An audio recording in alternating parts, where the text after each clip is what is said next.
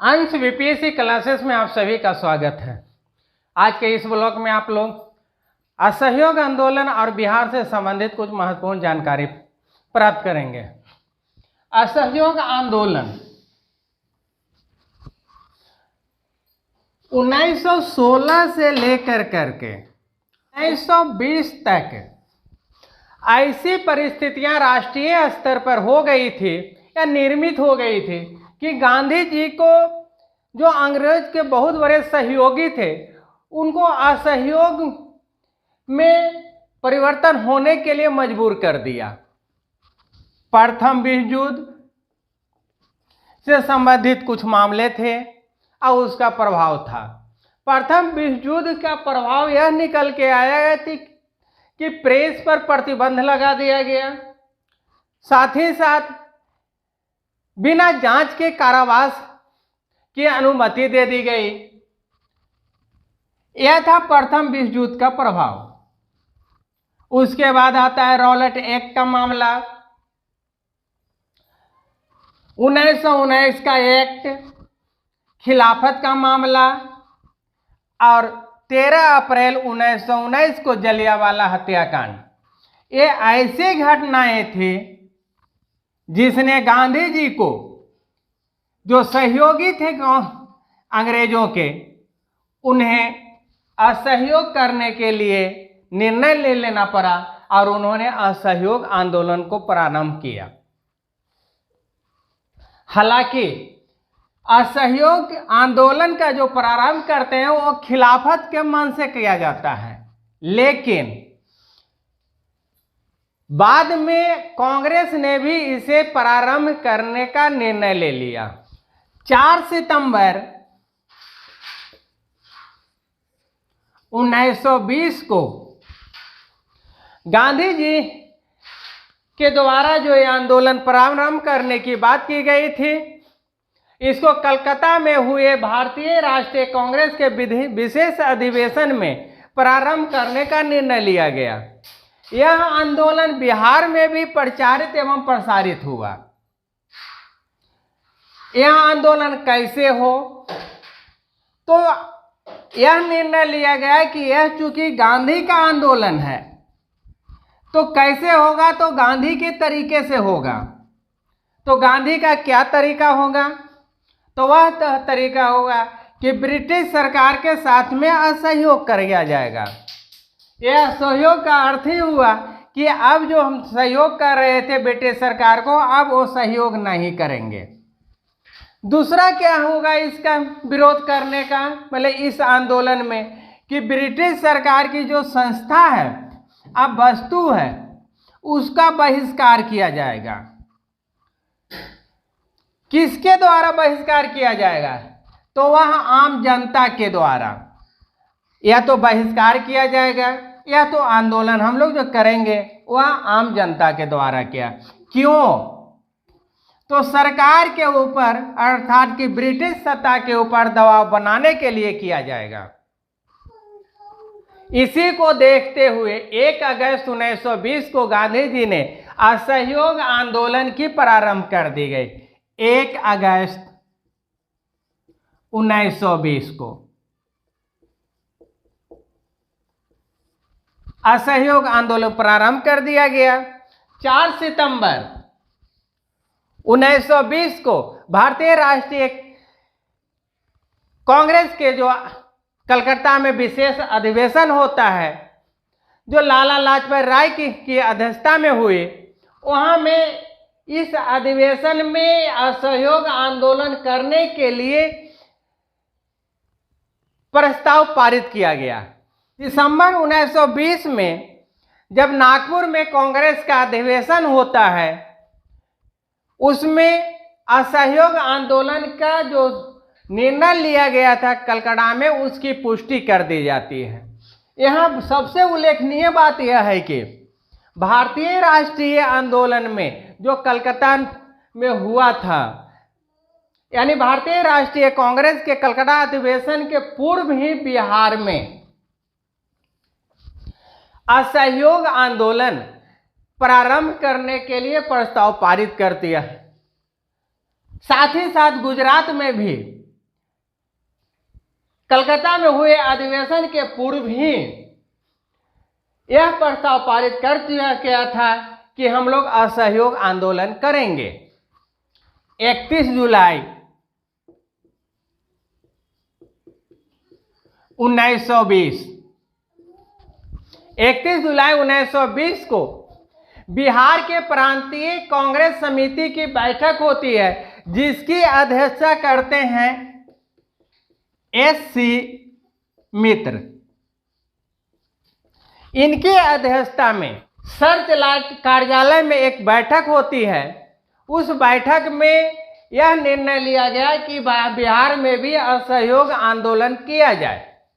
इस निर्णय का बिहार प्रांतीय कांग्रेस की जो नियमित अधिवेशन डॉक्टर राजेंद्र प्रसाद की अध्यक्षता में भागलपुर में हुआ, उसमें और प्रभावी बनाया गया।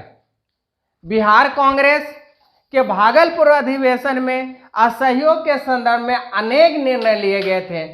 वह निर्णय इससे ही संबंधित थे। वो लोग भी ये किए थे कि जो असहयोग आंदोलन हो रहा है ये गांधी का आंदोलन है, तो हम लोग भी ब्रिटिश सरकार के साथ में सहयोग नहीं करेंगे, उसकी संस्था है वस्तु का बहिष्कार करेंगे। यह आम जनता के द्वारा बहिष्कार किया जाएगा, क्योंकि इससे ब्रिटिश सरकार पर दबाव बढ़ेगा। महात्मा गांधी के द्वारा जो प्रारंभ किया गया असहयोग आंदोलन, यह जनता के हाथों में एक संवैधानिक साथ ही साथ प्रभावी अस्त्र के रूप में दिया गया, जिसे जनता ने स्वीकार कर लिया। यह भी निर्णय लिया गया कि स्थिति के अनुरूप, यानी हर प्रांत का जैसा स्थिति होगा उसके अनुरूप ही असहयोग आंदोलन को क्रियान्वित किया जाएगा। साथ ही साथ इसका व्यवहारिक जो योजना है उसका निर्धारण किया जाएगा। इस निर्धारण के लिए, यानी कि व्यवहारिक जो योजना है,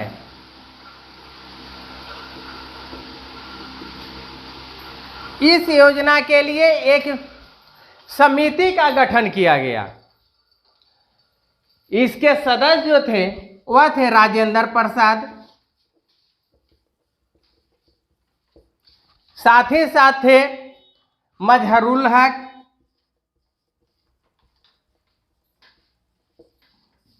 मोहम्मद शफी, उसके साथ ब्रज किशोर प्रसाद।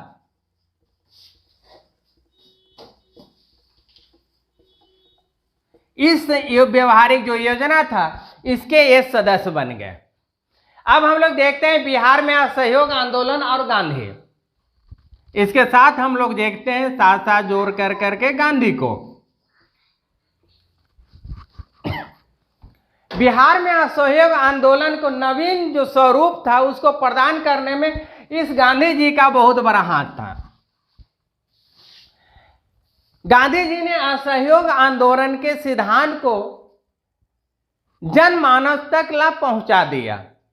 तो हम कह सकते हैं कि गांधी जी के द्वारा प्रारंभ किया गया पहला जन आंदोलन ये है, यानी इसको हम लोग लिख सकते हैं प्रथम जन आंदोलन।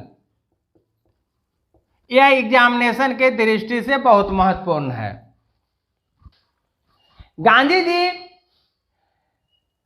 संपूर्ण राष्ट्रीय जो स्तर पर जो यह असहयोग आंदोलन चला रहे थे, उसके दौरान ही इन्होंने 3 बार बिहार की यात्रा की। 3 बार ये बिहार की यात्रा करते हैं। हालांकि कुछ यात्राएं होती है वह बहुत ही अल्पकाल के लिए थी, लेकिन इसका प्रभाव बहुत ही दूरगामी हुआ था। दिसंबर 1920 में गांधी जी की अल्पकालिक यात्रा हुई, लेकिन महत्वपूर्ण और प्रभावशाली यात्रा हुई। इस यात्रा के दौरान में जहां जहां जाते वहां वहां से वे चंदा एकत्र कर रहे थे।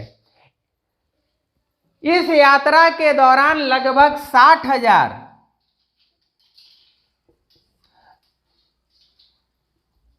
रुपया इनको चंदा के स्वरूप में मिला। महिलाएं जो थी वो अपने आभूषण दे दिए इनको।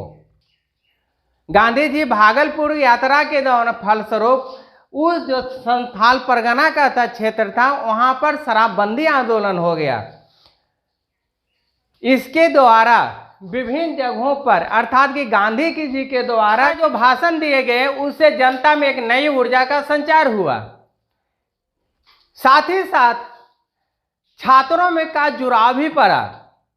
इसके परिणाम स्वरूप 1921 के प्रारंभ में कुछ राष्ट्रीय स्कूल खोले गए तथा कुछ जो वर्तमान में स्कूल था उसको विश्वविद्यालय से आसंबद्ध कर करके राष्ट्रीय संस्थान के रूप में परिणित कर दिया गया तथा इन स्कूलों ने सरकार से जो अनुदान लेता था उस अनुदान को लेना बंद कर दिया।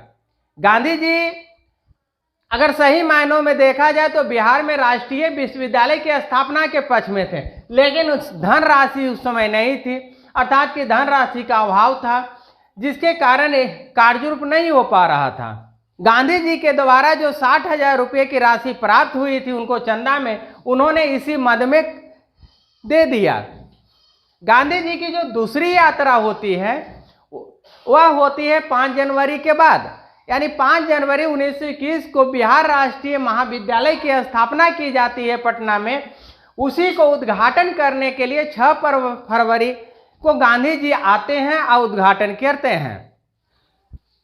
गांधी जी ने बिहार में बिहार विद्यापीठ का भी उद्घाटन किया। इसका उद्देश्य था कि राष्ट्रीय जो संस्थाएं का समायोजन कर करके उनका नियंत्रण एवं निर्देशन एक साथ किया जाए, छात्रों को इस प्रकार से रहने के लिए एवं आचार व्यवहार करने के लिए ऐसा सलाह दिया जाए जिससे ये संस्थाएं देश भर में एक आदर्श प्रस्तुत कर सकें। बिहार विद्यापीठ के जो कुलपति थे वो थे मजरूल हक, इनको बनाया गया बिहार विद्यापीठ के कुलपति। साथ ही साथ कुलपति के पद पर ब्रजकिशोर प्रसाद को रखा गया। वहीं राष्ट्रीय विश्वविद्यालय जो बनाया गया था बिहार में उसके प्राचार्य राजेंद्र प्रसाद को बनाया गया। गांधी जी के द्वारा जो तीसरी यात्रा होती है, यह तीसरी यात्रा हुई अगस्त 1921 को। यह यात्रा इसलिए महत्वपूर्ण है कि यह बकरीद के पर्व पर हिंदू मुस्लिम की एकता को सुदृढ़ करने के उद्देश्य से यात्रा की गई थी। इस दौरान गांधी जी अनेक क्षेत्रों का भ्रमण किया, प्रेरणात्मक भाषण दिए, जिससे बिहारी जनता के मन में गांधी जी के लिए एक आस्था जो थी वह और प्रगाढ़ हो गई। 16 अगस्त 1921 को अखिल भारतीय कांग्रेस कार्य समिति की जो बैठक होती है पटना में सदाकत आश्रम में हुई, उसमें गांधी जी तो भाग लिया ही लिया, साथ ही साथ इसमें मोतीलाल नेहरू, राजेंद्र प्रसाद, मोहम्मद अली, सेठ जमुनालाल बजाज इत्यादि भी उपस्थित हुए। इसी में यह निर्णय लिया गया कि विदेशी वस्तुओं को बहिष्कार किया जाए। यह बहुत ही महत्वपूर्ण गांधी जी के बिहार यात्रा ने बिहार में असहयोग आंदोलन को एक ओर जहां जन आधार प्रदान किया था, वहीं दूसरी ओर बिहार के लोग गांधी जी के जो सत्याग्रह थे उसके प्रभाव से रूबरू हुए। 1922 फरवरी माह में गांधी जी के यह जो असहयोग आंदोलन था वह अहिंसा पर आधारित था, लेकिन उग्र भीड़ ने चौरा चौरी नामक एक जगह है गोरखपुर के पास, जहां थाना में आग लगा दिया, जिससे बहुत से पुलिसकर्मी की जलकर मृत्यु हो गई। यह गांधी जी को एक असहज महसूस करने के लिए मजबूर कर दिया। इन्होंने 1922 में असहयोग आंदोलन को वापस ले लिया। इस तरह से असहयोग आंदोलन के साथ साथ बिहार जो संबंधित महत्वपूर्ण जानकारी थी जो हम आप लोगों के साथ शेयर किए, यहीं पे मैं अपना ब्लॉग को आज ख़त्म करता हूं। जो हमारे ब्लॉग में नए हैं वो मेरे चैनल को सब्सक्राइब कर लेंगे, बेल आइकन को दबा देंगे, साथ ही साथ लाइक करना और शेयर करना ना भूलेंगे। मिलते हैं अगले वीडियो में।